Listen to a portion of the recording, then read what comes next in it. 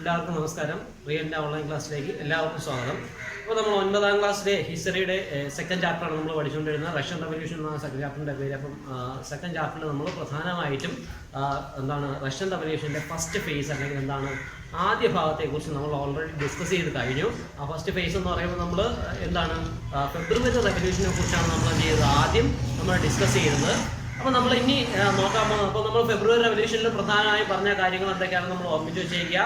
അപ്പോൾ അല്ലെങ്കിൽ ഫെബ്രുവരി റവല്യൂഷനിലൂടെ കടന്നു വന്ന കുറച്ച് അധികം എഫക്റ്റുകൾ. അപ്പോൾ പ്രൊവിഷണൽ ഗവൺമെൻറ് വരെ കടന്നു വന്നു. അപ്പോൾ പ്രൊവിഷണൽ ഗവൺമെൻറ് മുന്നോട്ട് വെച്ച് ചില നയങ്ങൾ എന്ത് ചെയ്യില്ല, അല്ലെങ്കിൽ പ്രൊവിഷണൽ ഗവൺമെൻറ് റവല്യൂഷൻ്റെ കാലയളവിൽ അല്ലെങ്കിൽ റവല്യൂഷൻ ഫേസിൽ മുന്നോട്ട് വെച്ച കാര്യങ്ങൾ എന്ത് ചെയ്യുന്നില്ല, നടപ്പാക്കാതെ വന്നതുകൊണ്ടാണ് എന്ത് സംഭവിക്കേണ്ടി വന്നത്. പിന്നീട് ഒക്ടോബർ റവല്യൂഷൻ എന്ന് പറയുന്ന പുതിയൊരു റവല്യൂഷനിലേക്ക് എന്ത് ചെയ്യുന്നത്, അത് നയിക്കുന്നത്.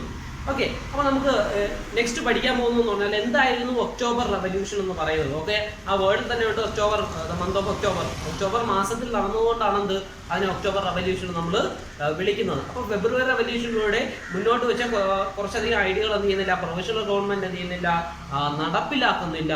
അപ്പോൾ അങ്ങനെ നടപ്പിലാക്കാത്തത് കൊണ്ടാണ് എന്ത് സംഭവിക്കുന്നത്, പിന്നീട് ഒക്ടോബർ റവല്യൂഷൻ എന്ത് ചെയ്യുന്നത്, സാധ്യമാകേണ്ടി വരുന്നത്. ഇനി എന്തായിരുന്നു ഒക്ടോബർ റവല്യൂഷൻ എന്ന് പറയുന്നത് നമുക്ക് നോക്കാം. നമുക്കറിയാം പ്രൊവിഷണൽ ഗവൺമെൻറ് എന്ന് പറയുന്നത് എന്തായിരുന്നു അവസാന സമയങ്ങളിൽ, അല്ലെങ്കിൽ ഈ ഒക്ടോബറൊക്കെ ആവുന്നതിന് തൊട്ട് മുമ്പ് തന്നെ എന്ത് ചെയ്യുന്നു, പ്രൊവിഷണൽ ഗവൺമെൻറ് ഒരു മൊണാർക്കിക്കൽ സ്റ്റൈലിലേക്ക് അല്ലെങ്കിൽ ഒരു ഡിക്റ്റേറ്റർ സ്റ്റൈലിലേക്ക് എന്ത് ചെയ്യുന്നു, പ്രൊവിഷണൽ ഗവൺമെൻറ് അല്ലെങ്കിൽ പ്രൊവിഷണൽ ഗവൺമെൻറ്റിനെ ആരും ക്വസ്റ്റ്യൻ ചെയ്യാത്ത തരത്തിലേക്കുള്ള നിയന്ത്രണങ്ങൾ എന്ത് ചെയ്യാൻ തുടങ്ങി, പ്രൊവിഷണൽ ഗവൺമെൻറ് കൊണ്ടുവരാൻ തുടങ്ങി.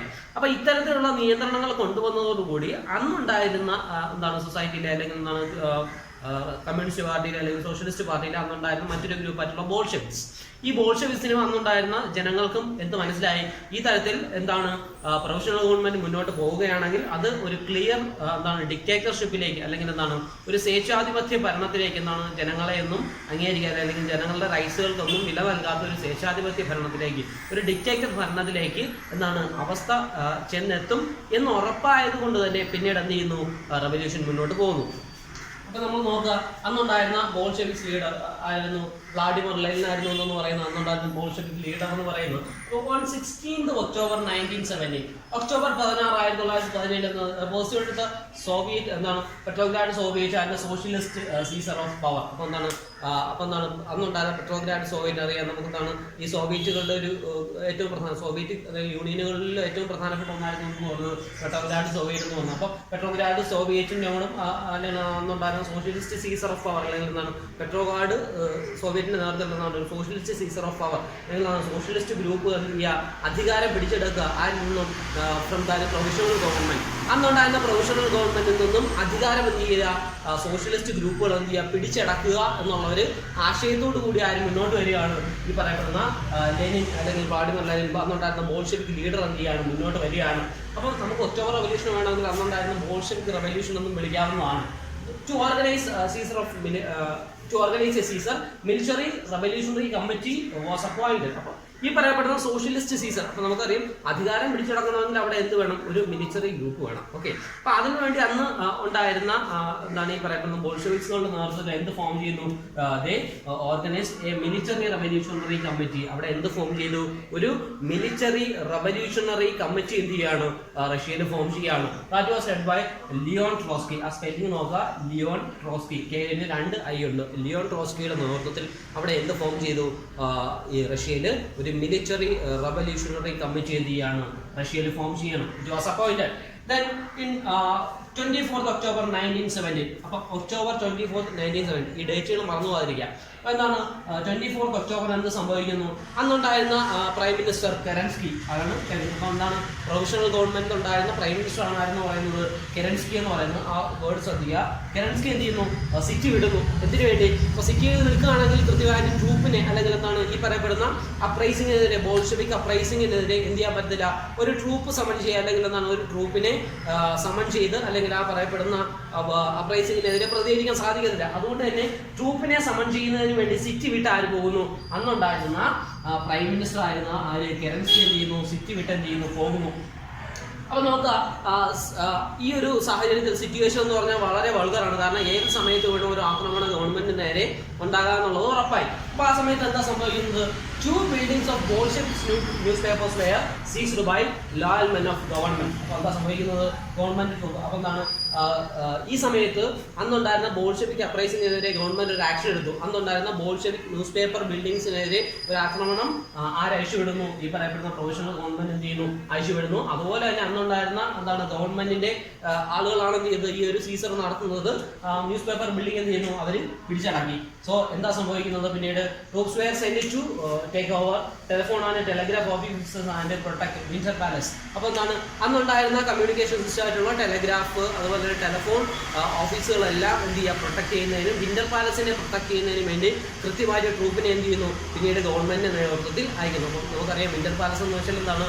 ആ കാലഘട്ടത്തിൽ റഷ്യയിലുണ്ടായിരുന്ന റോയൽ സ്റ്റാൻഡേർഡുകളുടെ സിമ്പലുകളിലൊന്നായിരുന്നു വിന്റർ പാലസ്. രാജസദസ്സാണല്ലോ സന്നിധിയാണെന്ന് പറയുന്നത് ആദ്യകാലങ്ങളിൽ ഉണ്ടായിരുന്നു. പിന്നീട് ഗവൺമെന്റ് ഓഫീസുകളിൽ ഒന്നായിട്ട് എന്ത് മാറി? ഈ പറയപ്പെടുന്ന വിന്റർ പാലസ് മാറാൻ തുടങ്ങി. അപ്പോൾ ആ വിന്റർ പാലസിനെ പ്രൊട്ടക്ട് ചെയ്യുന്നതിന് വേണ്ടി എന്ത് ചെയ്യുന്നു? ട്രൂപ്പിനെ എന്ത് ചെയ്യുന്നു? സമൺ ചെയ്യുന്നു. ഓക്കെ, ദെൻ പിന്നീട് നമ്മൾ സംഭവിക്കുന്നത് അറോറ ഷിപ്പ്. അപ്പോൾ അന്ന് ബോൾഷെവിക്സുകളുടെ തിരിച്ചാക്രമണം സംഭവിക്കുന്നത് എങ്ങനെയാണ്? ഈ ബോൾഷെവിക്സ് സീസർ അങ്ങനെ സംഭവിക്കുന്നത് അന്നുണ്ടായ ഷിപ്പുകളുടെ എല്ലാം കൺട്രോൾ ബോൾഷെവിക്സ് ഏറ്റെടുക്കുന്നു. Then Arora ship shelled the winter palace and other ships took over the strategic point. അപ്പോൾ എന്താണ്? അറോറ ഷിപ്പ് ഈ പറയപ്പെടുന്ന വിന്റർ പാലസിലേക്ക് ഷെഡ് ചെയ്യുകയും അതുപോലെ തന്നെ മറ്റ് സ്ട്രാറ്റജിക് പോയിന്റുകളെല്ലാം മറ്റ് ഷിപ്പുകളുടെ നേതൃത്വത്തിൽ എന്ത് ചെയ്യുന്നു? കൺട്രോൾ ചെയ്യാനും തുടങ്ങി. ദെൻ പിന്നീട് എന്താ സംഭവിക്കുന്നത്? ഹെവി ഫൈറ്റ് രാജ്യത്തിന്റെ പല ഭാഗങ്ങളിലും എന്ത് ചെയ്യുന്നു? ഹെവി ഫൈറ്റുകൾ സംഭവിക്കുന്നു. Then by the night ministers are surrendered. അപ്പോൾ എന്ത് ചെയ്യുന്നു? അന്ന് ഈ പറയപ്പെടുന്ന ഫൈറ്റ് നടക്കുന്ന സമയത്ത് രാത്രിയോടും കൂടി എന്ത് ചെയ്യുന്നു? മിനിസ്റ്റേഴ്സ് എന്ത് ചെയ്യുന്നു? അവരുടെ ടൈറ്റിലുകൾ എന്ത് ചെയ്യുന്നു? സറണ്ടർ ചെയ്യുന്നു. ഓക്കെ, അവരുടെ ടൈറ്റിലുകൾ സറണ്ടർ ചെയ്തു. പിന്നീട് ബോൾഷെവിക്സിനോടൊപ്പം പിടിച്ചു നിൽക്കാൻ സാധ്യം അല്ല എന്ന് ഉറപ്പ് വന്നതോടുകൂടി എന്ത് ചെയ്യുന്നു? അവർ ടൈറ്റിലുകൾ സറണ്ടർ ചെയ്യുന്നു. ദെൻ പിന്നെ എന്ത് ചെയ്യുന്നു? Bolsheviks were approved by all Russian congress of soviet petrol. പിന്നെ എന്ത് ചെയ്യുന്നു? ഈ പറയപ്പെടുന്ന ബോൾഷെവിക്സ് ആക്ഷൻ, ബോൾഷെവിക്സ് മുന്നോട്ട് വെച്ച ഈ ആക്ഷൻ എന്ത് ചെയ്യുന്നു? ഓൾ റഷ്യൻ കോൺഗ്രസ് ഓഫ് സോവിയറ്റുകളുടെ എല്ലാം കൂടിയുള്ള ഒരു സമ്മേളനത്തിൽ എന്ത് ചെയ്യുന്നു? അവര് പെട്രോവാളിൽ വെച്ചുള്ള സമ്മേളനത്തിൽ എന്ത് ചെയ്യുന്നു? ഈ ബോൾഷെവിക്സിന്റെ ആക്ഷനെ എന്ത് ചെയ്യുന്നു? അവര് അക്സെപ്റ്റ് ചെയ്യുന്നു. അല്ലെങ്കിൽ എന്താണ്? സോവിയറ്റ്സ് എന്ത് ചെയ്യുന്നു? അക്സെപ്റ്റ് ചെയ്യുന്നു. ദെൻ പക്ഷേ അവിടെ കൊണ്ട് എന്ത് ചെയ്യുന്നില്ല? ഫൈറ്റ് അവസാനിക്കുന്നില്ല. ഫൈറ്റ് പക്ഷേ അവിടെ കൊണ്ട് അവസാനിച്ചിരുന്നില്ല. പിന്നീട് ഫൈറ്റ് അവസാനിക്കുന്നത് എവിടെയാണ്? Heavy fights in Moscow by December മാസത്തോടുകൂടി മോസ്കോയിൽ എന്ത് ചെയ്യുന്നു? വളരെ ശക്തമായിട്ടുള്ള ഫൈറ്റ് നടക്കുന്നു. അവസാനം എന്താ സംഭവിക്കുന്നത്? ബോൾഷെവിക്സ് എവിടെ കൺട്രോൾ ചെയ്യുന്നു? മോസ്കോയെ കൺട്രോൾ ചെയ്യുന്നു. അപ്പോൾ നമുക്ക് ഈ ഒരു ആക്ഷനിലൂടെ അന്നുണ്ടായിരുന്ന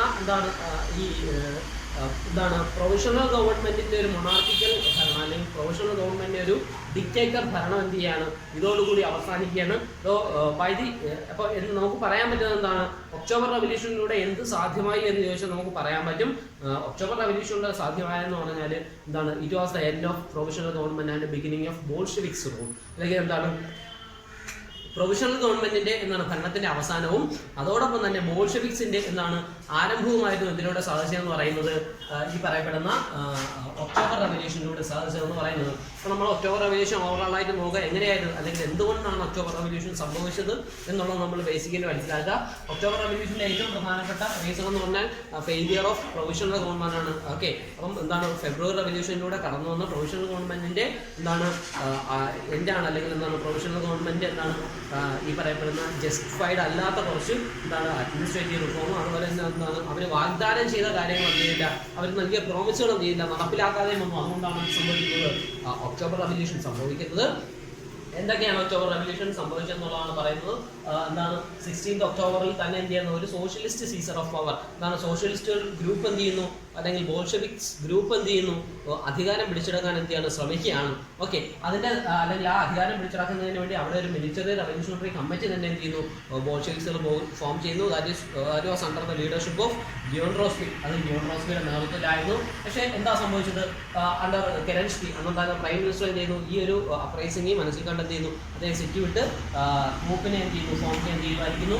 2 buildings of Bolshevik newspaper were seized by loyal men of government. ഗവൺമെന്റിന്റെ ലോയൽ മെൻ എന്ത് ചെയ്യുന്നു? ഈ പറയപ്പെടുന്ന ബോൾഷെവിക്സ് ന്യൂസ് പേപ്പർ ബിൽഡിങ്ങുകളെല്ലാം പിടിച്ചെടുക്കുന്നു. പിന്നീട് അത് സംഭവിക്കുന്നു. Troops were send to take over telephone and telegraph officers and protect Winter Palaces. അപ്പോൾ ഈ പറയപ്പെടുന്ന കമ്മ്യൂണിക്കേഷൻ സിസ്റ്റം മുഴുവൻ കൺട്രോൾ ചെയ്യാനും അതുപോലെ വിന്റർ പാലസിനെ പ്രൊട്ടക്ട് ചെയ്യാനും ഒരു ഗ്രൂപ്പിനെ എന്ത് ചെയ്യുന്നു? ഗവൺമെന്റ് ഓൾറെഡി എന്ത് ചെയ്യുന്നു? സെറ്റ് ചെയ്യുന്നു. ദെൻ പിന്നെ എന്താ സംഭവിക്കുന്നത്? അന്നുണ്ടായിരുന്ന ഷിപ്പായിട്ടുള്ള ഷിപ്പ്, അത് വേൾഡ് ഫേമസ് ആണ്. എന്താണ് അറോറ ഷിപ്പ് എന്ത് ചെയ്യുന്നു, വിന്റർ പാലസിന് നേരെ ഷെല്ല് ചെയ്യുന്നു. ഒന്നുണ്ടായിരുന്ന ഗവൺമെൻറ് പ്രധാനപ്പെട്ട ഭരണസ്ഥിരാകേന്ദ്രമായിട്ടുള്ള വിന്റർ പാലസിന് നേരെ ഷെല്ല് ചെയ്യുന്നു. മറ്റെല്ലാ ഷിപ്പുകളും എന്ത് ചെയ്യുന്നു, സ്ട്രാറ്റജിക് പോയിന്റുകളിലെല്ലാം എന്താണ് അവർ കേന്ദ്രീകരിക്കുന്നു. ബൈ ദ നൈറ്റ്, രാത്രിയോടുകൂടി എന്ത് ചെയ്യുന്നു, മിനിസ്റ്റേഴ്സ് എല്ലാം അവരുടെ ടൈറ്റിലുകൾ എന്ത് ചെയ്യുന്നു, സൺഡേ ഇറ്റ് വാസ് 24th ഒക്ടോബറിലാണ് എന്ത് ചെയ്യുന്നു, അവരുടെ ടൈറ്റിലുകളെല്ലാം എന്ത് ചെയ്യുന്നു, അവർ സറണ്ടർ ചെയ്യുന്നു. ദെൻ ബോൾഷെവിക്സ് എന്ത് ചെയ്തു, Bolsheviks actions were accepted by all Russian Congress, Soviets veteran that. പിന്നെ എന്താണ് അവസാനം ബൈ ദ ഡിസംബർ മാസത്തോടു കൂടി എന്താ സംഭവിക്കുന്നത്, ബോൾഷെവിക്സ് എന്ത് ചെയ്യുന്നു, മോസ്കോയുടെ കൺട്രോളോടുകൂടി ഏറ്റെടുത്തോടുകൂടി എന്ത് ചെയ്യുന്നു, ഇത് completed the socialist seizure of Bolsheviks എന്നാണ്.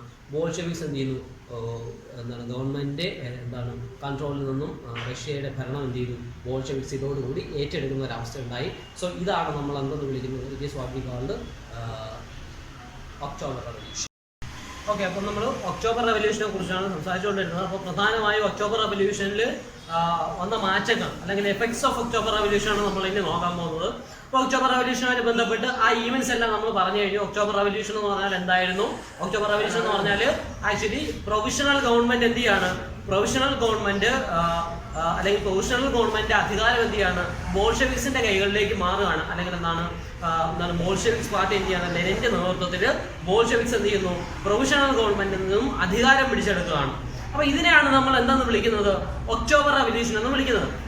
അപ്പൊ നമ്മൾ നെക്സ്റ്റ് നോക്കാൻ പോകുന്നത് what were the effects of October revolution, അല്ലെങ്കിൽ എന്താണ് ഒക്ടോബർ റെവല്യൂഷന് ശേഷം വന്ന ഒരു ആഫ്റ്റർ എഫക്ട്, അല്ലെങ്കിൽ what were the changes brought by the October revolution.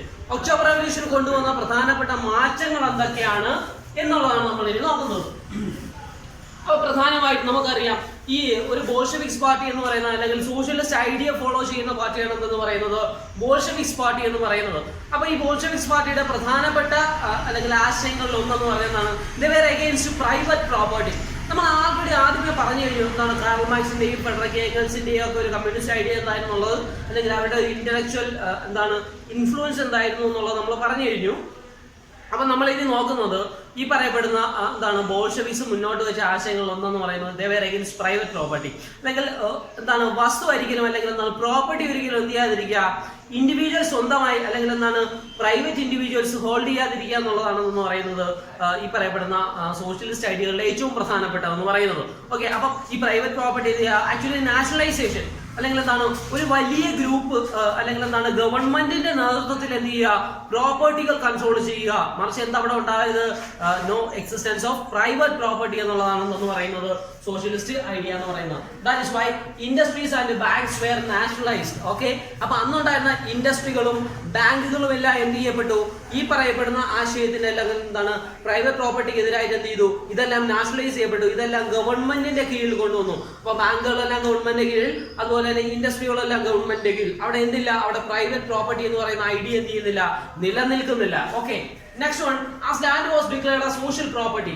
ഏറ്റവും പ്രധാനപ്പെട്ട പ്രത്യേകത, അന്നുണ്ടായിരുന്ന ലാൻഡിനെ എന്തായിട്ട് ഡിക്ലെയർ ചെയ്തു, it declared as social property. ഒരു പൊതു സ്വത്തായിട്ട്, അല്ലെങ്കിൽ ലാൻഡ് എന്ന് പറയുന്നത് ഒരിക്കലും ഒരു വ്യക്തി കൈവശം വെക്കുന്നതല്ല, മറിച്ച് എന്താണ്, that was A social property, അല്ലെങ്കിൽ സൊസൈറ്റിക്ക് മൊത്തം ഉപയോഗിക്കാനുള്ള ഒന്നായി വസ്തു എന്ത് ചെയ്തു, മാറി എന്നുള്ളതാണ് ഏറ്റവും പ്രധാനപ്പെട്ടത്. Then the peasants were allowed to take over the land on which they worked. അപ്പോൾ അന്ന് ഈ പറയപ്പെടുന്ന സാർ സിസ്റ്റം അല്ലെങ്കിൽ എന്താണ് മൊണാർക്കിക്കൽ സിസ്റ്റം ഉണ്ടായിരുന്നപ്പോൾ പ്രത്യേകത എന്താണ്, ഈ പെസന്റിന് എന്തില്ല, സ്വന്തമായിട്ട് ഭൂമിയില്ല, പെസന്റ്സിന് വർക്ക് ചെയ്യാൻ എന്തില്ല, ഭൂമിയില്ലാത്ത അവസ്ഥ. എന്താണ് ഈ പറയപ്പെടുന്ന ലാൻഡ് ഓണേഴ്സ് അല്ലെങ്കിൽ നോബിൾസ് അലോ ചെയ്തെങ്കിൽ മാത്രം വർക്ക് ചെയ്യാൻ സാധിക്കുന്ന ഒരവസ്ഥയിൽ നിന്നും ലാൻഡിനെ സോഷ്യൽ പ്രോപ്പർട്ടിയായി പ്രഖ്യാപിക്കുകയും വർക്ക് ചെയ്യുന്ന ലാൻഡിൽ ജീവിക്കാനുള്ള അവകാശം പെസന്റ്സിന് നൽകുകയും ചെയ്ത ഒരു സിസ്റ്റമായിരുന്നു എന്ന് പറയുന്നത് സോഷ്യലിസ്റ്റ് സിസ്റ്റം എന്ന് പറയുന്നത്. അപ്പൊ ഒക്ടോബർ റവല്യൂഷന് ശേഷം കൊണ്ടുവന്ന ഏറ്റവും പ്രധാനപ്പെട്ട ചേഞ്ചുകളിലൊന്നും as land was declared as social property, the peasants were allowed to take over the land on which they worked. അപ്പോൾ വർക്ക് ചെയ്തിരുന്ന അല്ലെങ്കിൽ ജോലി ചെയ്തിരുന്ന ഭൂമിയിൽ താമസിക്കാനുള്ള അവകാശം ആർക്ക് ലഭിക്കുന്നു, പെസന്റ്സിന് ലഭിക്കുന്നു. എന്താണ്, as a result of declaration of land as social property. ലാൻഡിനെ സോഷ്യൽ പ്രോപ്പർട്ടിയായി ഡിക്ലെയർ ചെയ്തതിന്റെ ഒരു റിസൾട്ട് ആയിരുന്നു എന്ന് പറയുന്നത് ഈ തരത്തിൽ പെസന്റ്സിന് ലാൻഡിൽ ജീവിക്കാനുള്ള അവകാശം ലഭിച്ചത്. Then next one എന്ന് പറയുന്നത്, in cities large houses were partitioned according to the family requirements. Okay, അപ്പൊ നമ്മൾ ഇന്ന് കാണും പോലെ അല്ലെങ്കിൽ ഈ സോഷ്യലിസ്റ്റ് സീസണിന് ശേഷം, പവർ സീസണിന് ശേഷം റഷ്യയിൽ സംഭവിക്കുന്നത് നമ്മൾ ഇന്ന് കാണുന്നത് പോലെ ഒരു സിസ്റ്റം ആയിരുന്നില്ല. അപ്പോൾ നമുക്കാണെങ്കിൽ അറിയാം, അപ്പം നമ്മളൊരു വലിയൊരു വീട് വെച്ച് കഴിഞ്ഞാൽ വീട്ടിൽ ആര് മാത്രമായിരിക്കും, നമ്മൾ മാത്രമായിരിക്കും താമസിക്കുന്നത്. എന്നാൽ സോഷ്യലിസ്റ്റുകൾ അധികാരം പിടിച്ചടക്കിയതിനെ തുടർന്ന് വലിയ വീടുകളെല്ലാം എന്ത് ചെയ്യപ്പെട്ടു, ഇത് പാർട്ടീഷൻ, ഇതെന്ത് ചെയ്തു, പാർട്ടീഷൻ ചെയ്തു. എന്താണ് വീടുകളെല്ലാം എന്ത് ചെയ്തു, വിഭജിക്കുന്ന ഒരവസ്ഥ വന്നു. എന്തിനു വേണ്ടിയാണ്? In accordance with family requirements. ഒരു ഫാമിലിയുടെ റിക്വയർമെന്റ് അല്ലെങ്കിൽ നീഡിന് ആവശ്യം അല്ലെങ്കിൽ നീഡിനനുസരിച്ച് എന്ത് ചെയ്യുന്നു, ഇപ്പം ഒരു 10 മുറികളുള്ള ഒരു വലിയ വീടാണെങ്കിൽ 4 പേരുള്ള ഒരു ഫാമിലിക്ക് അത്രയും വലിയ വീടിന്റെ ആവശ്യമില്ല എന്ന് ഗവൺമെന്റ് മനസ്സിലാക്കുകയും ഹൗസിനെ പാർട്ടീഷൻ ചെയ്ത് 2 or 3 ഫാമിലികൾക്ക് താമസിക്കുന്നതിന് വേണ്ടി ആ വീട് എന്ത് ചെയ്യുന്നു, അലോ ചെയ്യുന്ന ഒരു അവസ്ഥ എന്ത് ചെയ്തു, സംജാതമായി. ഓക്കെ, ഇതിനെയാണെന്ന് പറയുന്നത് പാർട്ടീഷൻ ഓഫ് ഹൗസ്. അപ്പോൾ നമ്മൾ ഇന്ന് കാണുന്ന ഒരു സിസ്റ്റം അല്ല, ക്ലിയർലി അല്ലെങ്കിൽ കംപ്ലീറ്റ് സൂപ്പർവിഷൻ ഓഫ് ദി ഗവൺമെന്റിന്റെ ഒരു കംപ്ലീറ്റ് സൂപ്പർവിഷനിലാണ് ഈ പ്രവർത്തനങ്ങളെല്ലാം നടക്കുന്നത്. സോ അതുകൊണ്ട് തന്നെ ഹൗസിംഗ് പോലും എന്തായിരുന്നു, നമ്മൾ ഇന്ന് കാണുന്നത് പോലെ എല്ലാ വർഷം എങ്ങനെയാണ് വലിയ വീടുകളെല്ലാം ഒന്നിലധികം ഫാമിലികൾക്ക് താമസിക്കുന്നതിന് വേണ്ടി അതെന്ത് ചെയ്തു, അതിനെ പാർട്ടീഷൻ ചെയ്തു. Then there was ban in using old title like aristocracy. അപ്പോൾ നമ്മൾ ഇതുവരെ അരിസ്റ്റോക്രാറ്റിക് സിസ്റ്റത്തിൽ നിലനിന്നത് പോലെ ക്ലർജി എന്നോ നോബൽസ് എന്നോ ഒക്കെ ഉള്ള ഒരു ഡിവിഷനൊക്കെ നിലനിന്ന സമയത്ത് ഉണ്ടായിരുന്ന ടൈറ്റിലുകളൊക്കെ ഇപ്പോൾ സബ് ടൈറ്റിലായാലും ഇതുപോലുള്ള ടൈറ്റിലുകളെല്ലാം ചെയ്തു. പണ്ടുണ്ടായിരുന്ന രാജകീയതയുടെയും മറ്റുമൊക്കെ സിമ്പിളായിട്ടുള്ള അല്ലെങ്കിൽ ഒരു ഡോമിനൻസിന്റെ സിമ്പിളായിട്ടുണ്ടായിരുന്ന ഡിഫറൻ്റ് ആയിട്ടുള്ള ടൈറ്റിൽസ്, ഓൾഡ് ടൈറ്റിലുകളെല്ലാം ചെയ്തു. All those titles were abolished.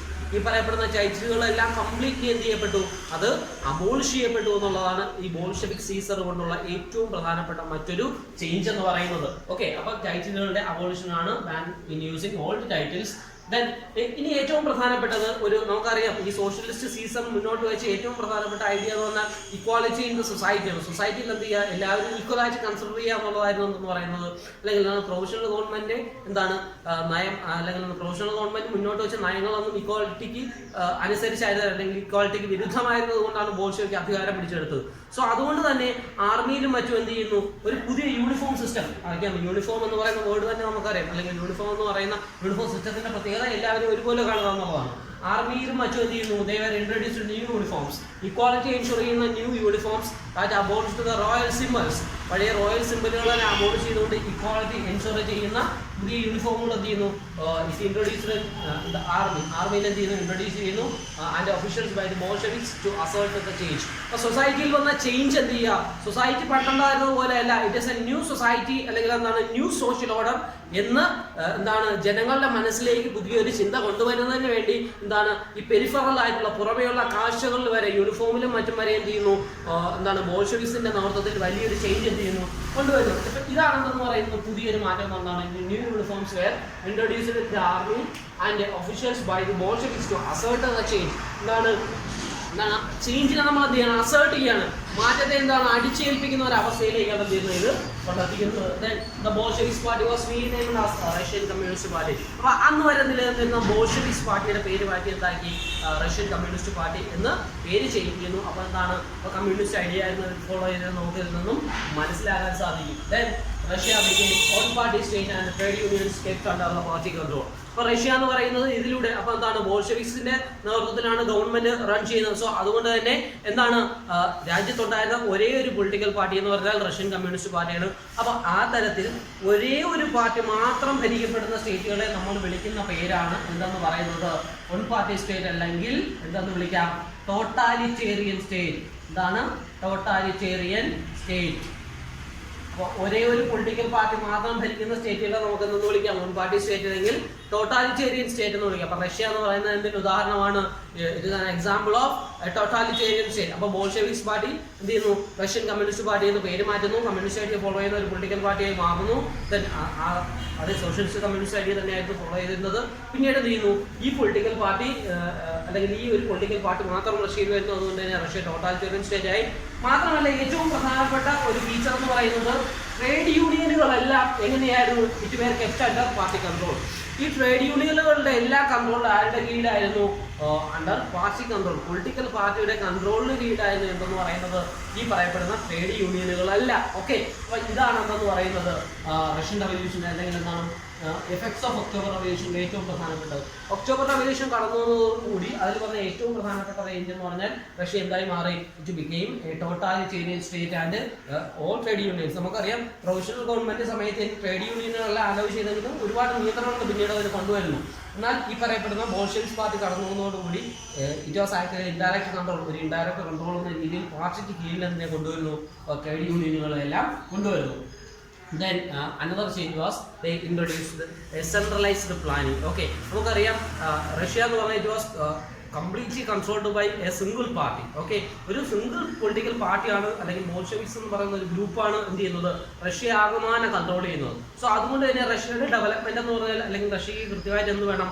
Economic ആയിട്ടും മറ്റും എന്ത് വേണം? കൃത്യമായിട്ട് ഒരു പ്ലാനിങ് വേണം, അല്ലെങ്കിൽ ഒരു സ്ട്രാറ്റജി വേണം. അപ്പോൾ അതിന്റെ ഭാഗമായിട്ട് റഷ്യ എന്ത് ചെയ്യുന്നു? ആദ്യമായി എന്ത് കൊണ്ടുവരുന്നു? ദേ ഇൻട്രൊഡ്യൂസ്ഡ് എ സെൻട്രലൈസ്ഡ് പ്ലാനിങ്. അപ്പോൾ നമ്മുടെ രാജ്യത്ത് നിന്ന് ഒരിക്കലും സെൻട്രലൈസ്ഡ് പ്ലാനിങ് ഇല്ല, ഒരുപാട് ഡിഫറൻസസ് എല്ലാം ഉള്ളതുകൊണ്ട് നമ്മൾ ഡീസെൻട്രലൈസ്ഡ് പ്ലാനിങ് ആണ് അഡോപ്റ്റ് ചെയ്യുന്നത്. എന്നാൽ റഷ്യ പോലെ ഒരു പൊളിറ്റിക്കലി വൈബ്രന്റ് ആയിട്ടുള്ള ഒരു നേഷൻ ഉണ്ട്. എന്താണ് റെവല്യൂഷന്റെ റിസൾട്ടായിട്ട് ഫോം ചെയ്ത ബോൾഷെവിക്സ് ഗവൺമെന്റ്. അപ്പൊ ഈ പറയപ്പെടുന്ന ഗവൺമെന്റ് മുന്നോട്ട് വെച്ച ഏറ്റവും പ്രധാനപ്പെട്ട ഐഡിയ എന്ന് പറയുന്നത് ഒരു സെൻട്രലൈസ്ഡ് പ്ലാനിങ് ആണ്. ഓക്കെ, അപ്പൊ ഗവൺമെന്റ് എന്ത് ചെയ്യുന്നു? ഗവൺമെന്റ് ടോപ്പിൽ നിന്നും പ്ലാൻ എന്ത് ചെയ്യുന്നു? പ്രിപ്പയർ ചെയ്യുന്നു. രാജ്യത്തിന്റെ എല്ലാ മേഖലയും ഉൾപ്പെടുത്തിക്കൊണ്ട് ഒരു വലിയൊരു പ്ലാനിങ് എന്ത് ചെയ്യുന്നു? ടോപ്പ് ഗവൺമെന്റ് മാത്രം നടത്തുന്നു. ആ ഗവൺമെന്റ് മുന്നോട്ട് വയ്ക്കുന്ന പ്ലാൻ പിന്നീട് താഴെയുള്ള യൂണിറ്റുകളെല്ലാം എന്ത് ചെയ്യുന്നു? ഫോളോ ചെയ്യുന്നു. അത് താഴെ പൊളിറ്റിക്കൽ യൂണിറ്റുകളില്ല, മറിച്ച് ജനങ്ങൾ എന്ത് ചെയ്യുന്നു? ആ പ്ലാനിനനുസരിച്ച് വർക്ക് ചെയ്യുന്നു, അല്ലെങ്കിൽ ആ പ്ലാനിങ് എന്ത് ചെയ്യുന്നു? ജനങ്ങൾക്ക് വേണ്ടി നടപ്പിലാക്കുന്നു. അപ്പൊ ഇതാണ് എന്തെന്ന് പറയുന്നത് ഒരു സെൻട്രലൈസ്ഡ് പ്ലാനിങ് എന്ന് പറയുന്നത്. അവിടെ ഒരു പാർട്ടിസിപ്പേഷൻ ഓഫ് പീപ്പിൾ എന്നൊക്കെ പറഞ്ഞാൽ അത് വളരെ കുറച്ച് മാത്രമേ ഉണ്ടാവത്തുള്ളൂ. അതൊക്കെ അതിലൊരു നെഗറ്റീവ് സൈഡുകളാണ്. Apart from that Russia introduced centralised planning as a result of October revolution result ആയിട്ട് എന്ത് ചെയ്യുന്നു? റഷ്യയിൽ എന്ത് കൊണ്ടുവരുന്നു? ഒരു സെൻട്രലൈസ്ഡ് പ്ലാനിങ് കൊണ്ടുവരുന്നു. On the basis of which 5-year plans introduce. അപ്പോൾ ഇതിന്റെ എല്ലാ അടിസ്ഥാനത്തിലാണ് റഷ്യയിൽ അല്ലെങ്കിൽ സെൻട്രലൈസ്ഡ് പ്ലാനിങ് റിസൾട്ട് ആയിട്ടാണ് 5-year പ്ലാനുകൾ കൊണ്ടുവരുന്നത്. അപ്പോൾ 5-year പ്ലാൻ എന്ന് പറഞ്ഞാൽ നമ്മുടെ രാജ്യത്ത് ഉണ്ടായിരുന്നതാണ് 5-year പ്ലാൻ എന്ന് പറഞ്ഞാൽ. പക്ഷേ ഇപ്പോൾ ഇല്ല, പ്ലാനിംഗ് കമ്മീഷനെ റീപ്ലേസ് ചെയ്തുകൊണ്ട് നമ്മുടെ രാജ്യത്താണ് നീതി ആയോഗ് വന്നു കഴിഞ്ഞു. അപ്പോൾ ഈ സെൻട്രൽ പ്ലാനിങ്ങിന്റെ ഭാഗമായാണ് 5-year പ്ലാനുകൾ കൊണ്ടുവരുന്നത്. അതായത് ഒരു വലിയൊരു ടാർഗറ്റ് പ്ലാൻ ചെയ്ത് വെക്കുന്നു, 5 വർഷം കൊണ്ട് അച്ചീവ് ചെയ്യാൻ പറ്റുന്ന ഒരു വലിയൊരു ടാർഗറ്റ് ചെയ്യണം. ആ ടാർഗറ്റ് അച്ചീവ് ചെയ്യാൻ ശ്രമിക്കുന്നു. നേഷന്റെ ഡെവലപ്മെന്റിന് വേണ്ടി. ഇപ്പൊ ഇതിനെയാണ് നമ്മൾ 5-year പ്ലാൻ എന്ന് പറയുന്നത്. അപ്പൊ സെൻട്രലൈസ്ഡ് പ്ലാനിങ്ങിന്റെ ഭാഗമായി അല്ലെങ്കിൽ സെൻട്രലൈസ്ഡ് പ്ലാനിങ്ങിന്റെ ഒരു ഔട്ട്കം ആയിട്ട് വന്നതാണ് 5-year പ്ലാൻ എന്ന് പറയുന്നത്. റഷ്യയിൽ എന്ത് ഇൻട്രൊഡ്യൂസ് ചെയ്യുന്നു? 5-year പ്ലാൻ ഇൻട്രൊഡ്യൂസ് ചെയ്യുന്നു. നമ്മുടെ രാജ്യം ഇന്ത്യ 5-year പ്ലാൻ അഡോപ്റ്റ് ചെയ്ത് റഷ്യയിൽ നിന്നുമാണ്. ഓക്കെ, നമ്മൾ മനസ്സിലാക്കുക. അപ്പൊ ഇതിനെയാണ് അല്ലെങ്കിൽ ഈ പറയപ്പെടുന്ന കാര്യങ്ങളാണ് പ്രധാനമായിട്ടും എഫക്ട്സ് ഓഫ് ഒക്ടോബർ റവല്യൂഷൻ എന്ന് നമ്മൾ വിളിക്കുന്നത്. അപ്പൊ നമുക്ക് ഒന്നുകൂടി നോക്കാം. എന്താണ് ഫസ്റ്റ് ഓഫ് ഓൾ എന്ന് പറയുന്നത് nationalisation of banks and industries. ബാങ്കുകളും ഇൻഡസ്ട്രികളും എന്ത് ചെയ്യുന്നു? നാഷണലൈസ് ചെയ്യുന്നു. എന്തുകൊണ്ടാണ് ബാങ്കുകളും ഇൻഡസ്ട്രികളും നാഷണലൈസ് ചെയ്തത്? അത് ഒരു ഐഡിയോളജി ആയിരുന്നു. എന്തെന്ന് പറയുന്നത് സോഷ്യലിസ്റ്റ് ഐഡിയോളജി പ്രകാരം they were against private property. അപ്പം സൊസൈറ്റി അല്ലെങ്കിൽ ഈ സോഷ്യൽ ഓർഡർ എപ്പോഴും ഡിസ്റ്റർബ്ഡ് ആവാനുള്ള ഏറ്റവും പ്രധാനപ്പെട്ട കാര്യം പ്രൈവറ്റ് പ്രോപ്പർട്ടി ആണെന്നുള്ളതാണ് സോഷ്യലിസ്റ്റുകൾ മുന്നോട്ട് വയ്ക്കുന്ന വാദം. അപ്പോൾ പ്രൈവറ്റ് പ്രോപ്പർട്ടി ഉണ്ടായിരുന്നാൽ എന്തായും സൊസൈറ്റിയിൽ ഡിഫറൻസ് വരും. Haves and have nots. Property ഉള്ളവനും ഇല്ലാത്തവനും, എക്കണോമിക്കലി പ്രോസ്പെറസ് ആയവനും പ്രോസ്പെറസ് അല്ലാത്തവനും, റിച്ചും പുവറും, ഈ ഒരു ഡിഫറൻസ് ഈ പ്രോപ്പർട്ടിയാണ് കൊണ്ടുവരുന്നത്, അല്ലെങ്കിൽ പ്രോപ്പർട്ടിയുടെ ഹോൾഡിംഗ് ആണ് ഈ പറയപ്പെടുന്ന ഡിഫറൻസ് ഉണ്ടാക്കുന്നത് എന്നാണ് സോഷ്യലിസ്റ്റുകൾ മുന്നോട്ട് വെച്ച വാദം. അപ്പൊ അതുകൊണ്ട് തന്നെ പ്രോപ്പർട്ടി എന്ന് പറയുന്നത് ഒരിക്കലും ഒരു വ്യക്തിയും സ്വന്തമായി കൈവശം വെക്കേണ്ടതില്ല. അത് സോഷ്യൽ ഓർഡറിനെ ബാധിക്കുന്നതാണ്. അതുകൊണ്ട് തന്നെ പ്രോപ്പർട്ടി എന്ത് ചെയ്യണം? It should be A social one. Property എന്ന് പറയുന്നത് ഒരു സോഷ്യൽ ആയിട്ടുള്ള ഒരു കാര്യമായിരിക്കണം. അപ്പൊ അതുകൊണ്ട് തന്നെ ബാങ്കുകളും അതുപോലെ തന്നെ ഇൻഡസ്ട്രികളും എല്ലാം എന്ത് ചെയ്യുന്നു?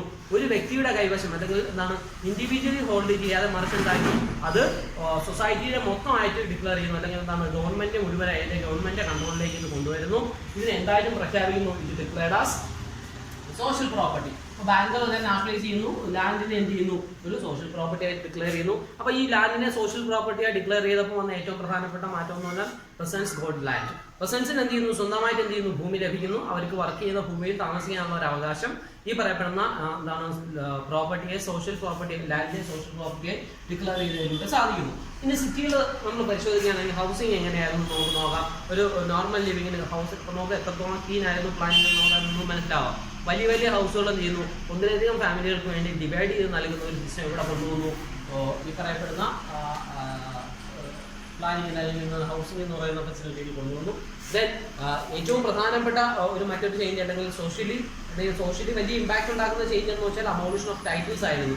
എന്താണ് ഓൾഡ് ടൈറ്റിൽസ് അല്ലെങ്കിൽ എന്താണ് പഴയ പ്രമാദിത്വം കാണിക്കുന്ന അല്ലെങ്കിൽ റോയൽറ്റി കാണിക്കുന്ന എല്ലാ ടൈറ്റിലുകളും എല്ലാ ടൈറ്റിലുകളും അല്ലെങ്കിൽ എന്താണ് ഡോമിനൻസിനെ കാണിക്കുന്ന ടൈറ്റിലുകളെല്ലാം അബോളിഷ് ചെയ്തു. It was for ensuring equality ensure ചെയ്യുന്നതിന് വേണ്ടിയാണ് എന്ത് ചെയ്തത് ഈ പറയപ്പെടുന്ന ടൈറ്റിലുകളെല്ലാം അബോളിഷ് ചെയ്ത്.